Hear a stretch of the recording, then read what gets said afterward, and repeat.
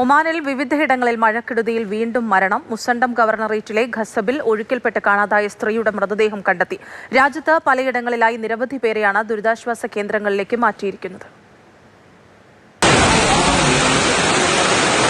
2 ദിവസങ്ങളിലായി പെയ്ത മഴയിൽ വൻ നാശനഷ്ടമാണ് ഒമാനിലുണ്ടായത്. ഖസബിലാണ് ഏറ്റവും കൂടുതൽ നാശനഷ്ടം. ഖസബിൽ വാദിയിൽ ഒഴുക്കിൽപ്പെട്ട് കഴിഞ്ഞ ദിവസം കാണാതായ സ്ത്രീയുടെ മൃതദേഹമാണ് ലഭിച്ചത്. കൂടുതൽ വിവരങ്ങൾ പുറത്തുവിട്ടിട്ടില്ല. നിരവധി വാഹനങ്ങൾ വെള്ളത്തിന്റെ കുത്തൊഴുക്കിൽ ഒലിച്ചുപോയി. പ്രദേശത്ത് കുടുങ്ങിയ നിരവധി പേരെ മാറ്റിപ്പാർപ്പിച്ചിട്ടുണ്ട്. സിവിൽ ഡിഫൻസ് ആൻഡ് ആംബുലൻസ് അതോറിറ്റിയുടെ നേതൃത്വത്തിൽ രക്ഷാപ്രവർത്തനങ്ങൾ തുടരുകയാണ്. രാജ്യത്തിന്റെ വിവിധയിടങ്ങളിലായി 93 പേരെ ദുരിതാശ്വാസ കേന്ദ്രങ്ങളിലേക്ക് മാറ്റി. മുസണ്ടം ഗവർണറേറ്റിലെ ഖസബ് വിലായത്തിൽ 23 പേരെയാണ് ദുരിതാശ്വാസ കേന്ദ്രത്തിലേക്ക് മാറ്റിയത്.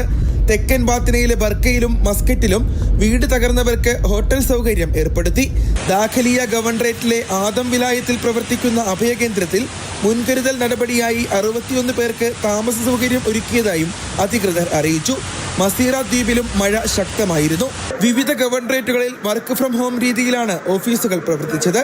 മുസണ്ടം, ബുറൈമി, വടക്കൻ ബാത്തിന, ദാഹിറ, ദാഖലിയ, മസ്കറ്റ്, തെക്കൻ ബാത്തിന, വടക്കൻ ഷർക്കിയ, തെക്കൻ ഷർക്കിയ, അൽവുസ്ത എന്നിവിടങ്ങളിലാണ് വിവിധ തോതിൽ മഴ ലഭിച്ചത്. Mathrubhumi news, Muscat.